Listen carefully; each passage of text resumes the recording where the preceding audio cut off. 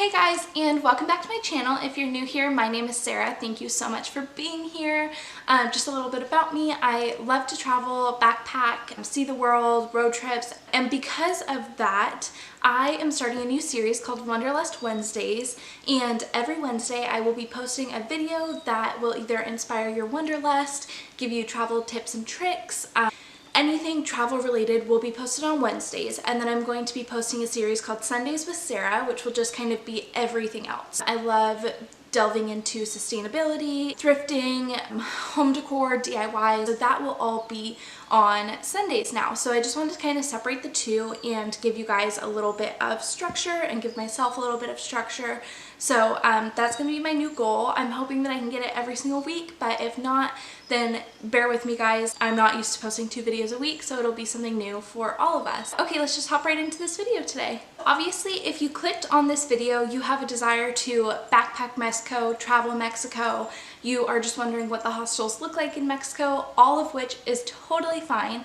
And I can't wait to share all my information and knowledge with you guys. I spent about 3 weeks in Mexico in January, and I stayed in a few different hostels. I'm going to put a Google map of my route right here so that you guys can kind of see what cities I visited and where I stayed, all that kind of stuff. So I started out by flying into Cancun, and the Cancun airport is actually about half an hour outside of the actual city of Cancun, which can be deceiving, and if you don't know, a little bit surprising. So I took the ADO bus from the Cancun airport to the center of town, and then from there I took a taxi, which who knows if that's safer or not, because my goodness, was it a exciting taxi ride from there to the hostel. But it was only about a hi Augie, hi, oh my goodness, hello, sorry, the dog's here. It was only about a 10-minute ride, if that. Okay, Augie, you gotta go, buddy. So the first hostel that I stayed in, actually the only hostel that I stayed in Cancun, was Agava, something like that hostel, and I really liked this one. Okay, good morning from Cancun, Mexico. We made it here and having a great time. The hostel that we're at is beautiful. I will show you guys around a little bit, but I'm loving it. So I'm going to put up some clips right here so you guys can kind of see. This was a very nice hostel, and they had like a little pool in the front area. Then you go in and there's like a sitting room. They had a pool table, and then they had a kitchen for you with like a refrigerator and everything, and then the little reception area, and then the rooms. So this was quite a nice place. Breakfast was included, which at some hostels it is, some hostels it's not. This one had really good breakfast. I'll put pictures up here, free coffee. It was super good, and yeah, this hostel I really liked and highly recommend. I have to say, I think my favorite part of this hostel though was the outdoor seating area that they had.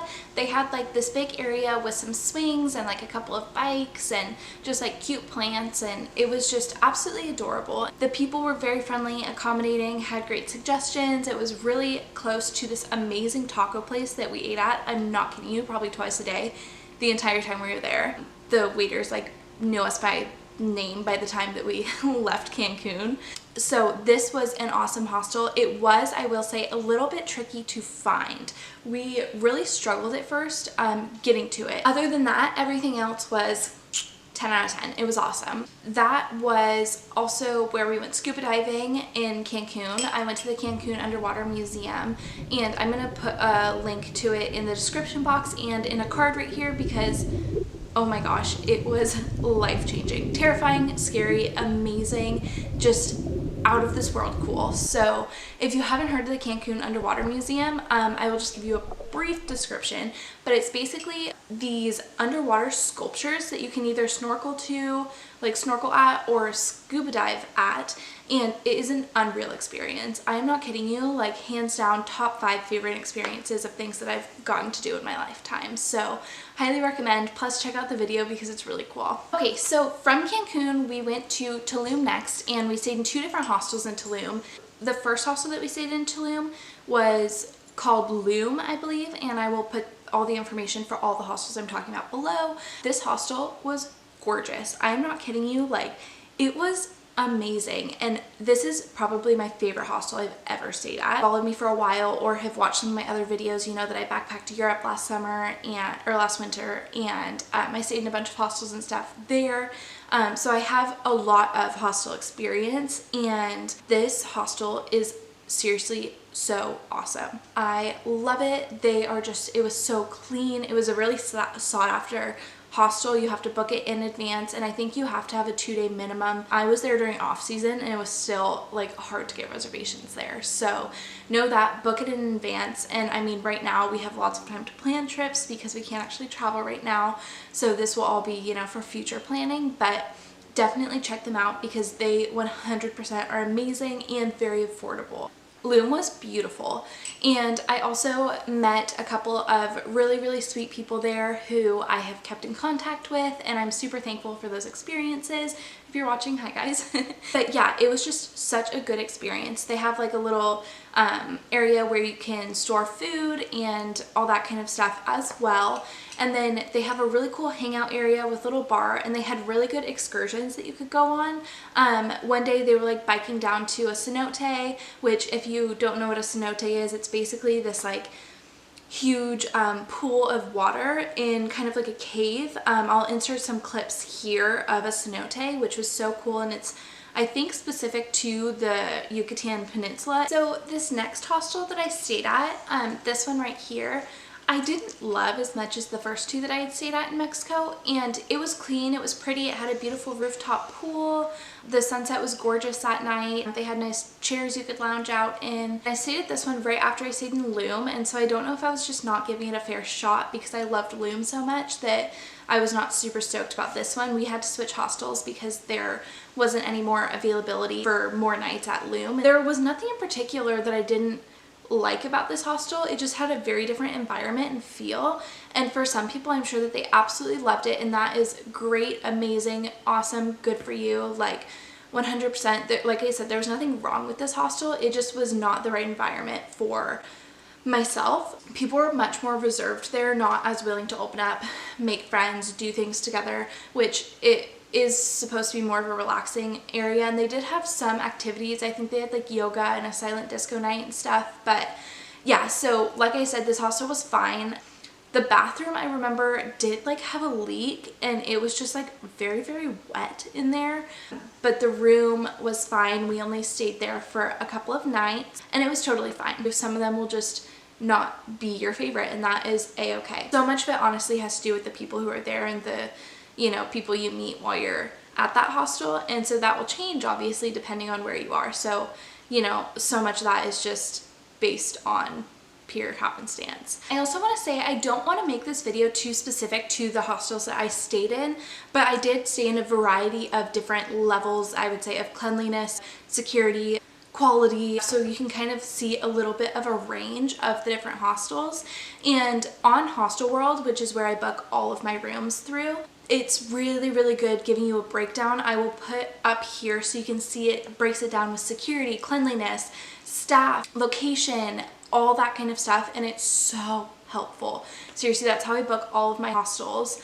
I don't know what I would do without Hostel World. It's seriously insanely helpful. This is not sponsored, but Hostel World, feel free to hit your girl up if you want to work on something together. On their website, sometimes I just like go and type random cities in and random countries just to see what the different options are, and you can just go through and find what you're comfortable with. If you're trying to be close to the airport, or if you're trying to be close to a certain attraction, like whatever it might be, there's so much information, and Hostel World is going to be your best friend when you're booking hostels. So obviously my first priority as a solo female traveler, just in general when you're traveling, security is super important. And so one of the main things I look for in a hostel, I look to see if they have a locker for your luggage that you can actually lock with a padlock, because some places it just has like little places where you can stick your luggage in, but it doesn't necessarily have an option to lock it up. And so I carry a padlock with me every single time I travel.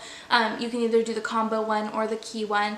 I prefer the key just because then it's easy. Security is very important and you want to trust all the people who are traveling and staying in the hostels also, but just being extra cautious doesn't hurt. If you are traveling maybe for the first time by yourself or with friends and you're concerned that your parents are not going to approve of you staying in hostels, I know that my parents were super skeptical of it at first, but I sat them down and kind of explained to them that hostels are a huge thing now, and I took them through the Hostel World website, showed them some of the places I was going to be staying. If you want to bring your parents over and show them this video, show them the samples of different hostels that are in Mexico, please feel free, because I know that that can be a scary thing for both yourself and your parents. But I never once felt unsafe in any of these places. People look out for each other, travelers look out for each other.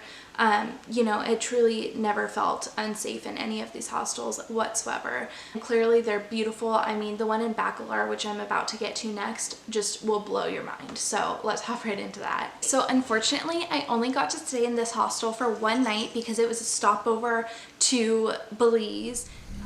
Good afternoon from BACALAR, Mexico. So we just arrived here on that ADO bus a couple hours ago, and I just took a shower, got my suitcase repacked because we have a very early call in the morning, 3:30, to make the bus in order to get over to Belize City to take the ferry to Cape Cocker in time. So it'll be a busy day tomorrow, but for now we're just enjoying the lake. It's absolutely beautiful and I'm so excited to actually go out, get my drink, just sit by the lake and enjoy it.